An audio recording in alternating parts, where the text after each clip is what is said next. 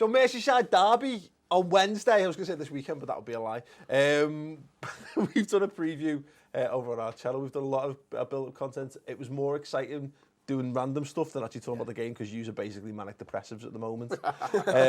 So the big question is, could Liverpool get Roberto Martinez the sack if the result went a particular way in midweek? Wow. I don't know. I don't even think if we lost like 91-0, he'd get sacked at the moment. But would the fan pressure not just be? Would it not just be unbearable? I think the thing is Saturday. We've got a semi-final Saturday, and all eyes are on that. I don't think the derby. You know, we could have done with. Everyone said it at the time when it was put in this week. You know, we needed the club to just say we ain't playing that week, sorry, because obviously the focus was always going to be on Saturday. I think the way it's planned out, Everton have going to have 6 or 7 players out anyway injured, so they're not going to be risked. So it's almost, it's becoming a bit of a non-entity as it is. I think, you know, whatever happens on Wednesday, it's all about Saturday. And I think that's how it will be perceived anyway. I think if we get beat 3-0, we'll get a manager speaking about how phenomenal we were. I'm interested to get the views of Max and Robbie on this because we were discussing it earlier. In this, like, what's been your perception of Everton and their performances this season? Because I think that people think Everton are better than. Oh yeah, definitely. Obviously, I had a long journey up to Liverpool to see the cup game a few months ago. You look quality in that game. It's definitely weird to see how well you were doing in the cup, and obviously you're sitting in the cup now. You've got a semi-final game, and then how like basically bang average you're doing in the league.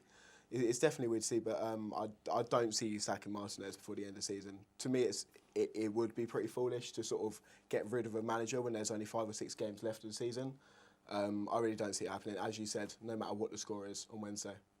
Yeah, what do you think? What do you think, Rob? Because I remain convinced that, you know, if Liverpool had had a guy scoring the goals that Lukaku had scored throughout the season, we'd be right up there challenging for the top 4, if nothing else. They've got to play. Look, Lukaku's class, Barkley's class, Delafeo's had 2 good really, really good spells in the season. There's some, you know, Stones has been mismanaged, but he's a good player. Jagielka's a good centre. There's some really, really good players. That first 11 is as good as anything on its day. Sorry, Baz. You look like you're slipping away. Sure, it's got to be down to the manager. Yeah, I can't work it out. I can't work out Everton. As you said, when I look at the players they've got, they should be. You know, they've got as good a team as Tottenham. They've got a better team, player for player, than Leicester. They're a match for any of the so-called top 4. The players that they have. I can't work it out. The defending of Everton's terrible. But yet still they've got good defenders. They've got John Stones, they've got Jagielka, England international, they've got Seamus Coleman, they've got, you know, I really, you know. You've just reeled the pair of you, 3 of you have just reeled off all the things that should put out. So who is to blame? There can only be one man to blame. Yeah. And it's Bill Kendall. I wonder. It's Farhad Mashiri. I just wonder with Everton, and I heard a little rumour one time that the players don't really get on with the manager. That a lot of players don't get on with him, and I just wonder if that's got something. I don't know how you survive that, if that's the truth, though, is it? You know, because there's a lot of that coming off the club, isn't there? Sure. Look, he came in the first season. Well documented. Said he'd win top 4. We've done well, exactly. And to be honest with you, mid-April, this time in his first season, we just beat Arsenal. We were in the box seat. To get a top 4, we had to win. There was 5 games left. We had to win 3 and draw 1, and we were there. And we went and got beat by Palace at home. Then we beat United, and then we went and got beat to Southampton, and Arsenal done what they do and won every game, I think, till the end of the season. So we kind of blew that then, or he would have had top 4. He would have done what he said. But we still had the Moyes, the Moyes foundations indoctrinated in how we defended. Everyone got behind the ball. People had thrown themselves in the way. The second season, when it was more about him, we became open. We started throwing games away. We had the Sami Etu stuff, you know, when he was telling players to leave because this manager would ruin him. He was quickly chased. We had the Distan incident when Distan stood up to him and said, "This is crap. We're not, this is not what we do." He never played a game until the last game of the season. And then the Europa League kind of was his blanket last year. It was everyone, well, we're not doing well in the league because we're in the Europa League. So that saved them last year. So we all were prepared to go, right, okay, everyone can have a bad season. Let's see how we respond this year. And look, however, we're in the semi-final of an FA if you Cup. win the FA Cup, as I keep saying to you all the time when I'm on this show, with either you or Ped, if you win the FA Cup, surely you can't even contemplate sacking him because you ain't won nothing. I would chase him at 7:30 on 21st of May. Come on, no, you wouldn't. You wouldn't. Your emotions would be different.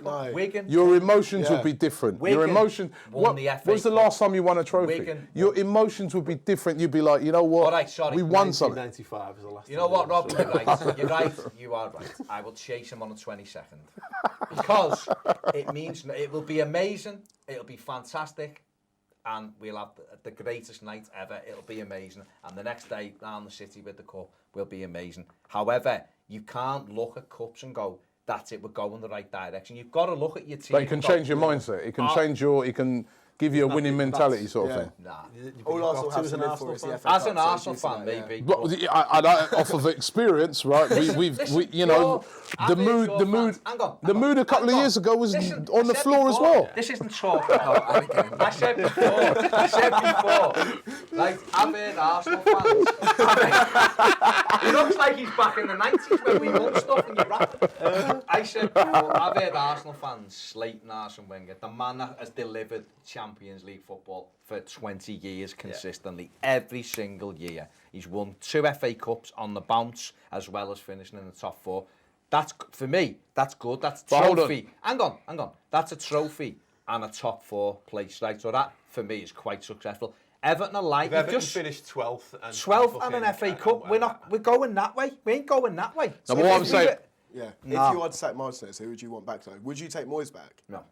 Being there, done it. The thing for me about Everton, what's lacking, and it was actually something Jamie Carragher talked about defending and where Liverpool have been going wrong for under Brendan Rodgers. And he says, as a defender, you're supposed to go out into a match thinking, I'm in a fucking fight here. I'm in a war. So I'm going to go out and I'm going to win my battles. I'm going to crunch into tackles. I'm going to boot away everything that gets near me. And I'm going to come out victorious in the end. But when you go out with the mentality of maintain possession, use the ball well, pass, you can't be pumped up and fired up like that because you need to have a cooler head to prevail. And if you're thinking about too much about your football, it's very hard when you then end up in a physical confrontation with someone to actually be more aggressive than them. And that's where Everton have fallen. A situation with Funes Mori. And right? As well, so that's Funes Mori against Arsenal the other week is case in point. In a battle, 1-for-1, doing his marking, standing up, being strong, aggressive, sound, no problem with him. Starts trying to play with the ball. The kid can't play football. He's a defender. He's good in the air. He's good, man, going man for man. Against Hughes, he's trying to bring the ball out. Second goal, he misplaces a pass. They knock it in. Iwobi leaves him for dead. Bang, 2-0. The first goal, he steps out trying to get possession. Arsenal go bing, bing, bing. Welbeck's in, 1-0. And within that 2 moments of trying to play the ball out, Everton are 2-0 down. He done it on Saturday. He's trying to nick the ball. Yeah. He's better when he just goes man for man. Yeah. All of our players having to keep this possession football going. It's bollocks. And for me, the formation is flawed. The philosophy is flawed unless you're Barcelona. So, Liverpool to win on Wednesday? After all that compelling evidence to say that Everton are really up for it this time? I've got to go with Liverpool, to be honest with you. I don't see Everton doing anything. Obviously, Liverpool are on amazing form at the minute, looking good. Confidence is there. I don't see Everton doing anything, to be honest with you. I like this man. He can come in. Goodison Park. It's at Anfield. That's another. Nice. We're not at home, no. Listen, whatever happens, it's a derby. It's going to be a pumped-up game.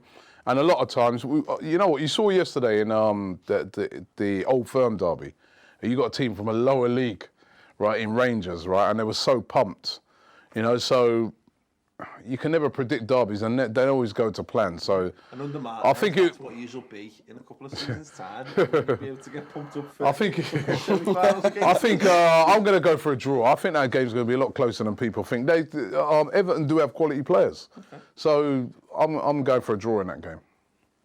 You predicted a defeat. I'm fearful. Just because I think we're not going to have anywhere near our strongest 11 out, and I think Liverpool are on a good run at the moment. I never like to predict Everton losing any game, and you know, and at 8 o'clock, I said to you on the preview thing, at 8 o'clock my mindset will change, and it'll be, can we stay in the game? I think the first 15 minutes in this one is massive. If we can just treat it like a home game and bore the crowd like we do at Goodison, we might be able to nick something. And again, you don't know who plays. You might play 3 or 4 kids who will be fired up, but I think on paper you've got to go with Liverpool because they're on a good run at the moment and we aren't. Okay. That's the reason. There you go. Who do you think is going to come on top in the Merseyside derby on Wednesday? Let us know in the comments below.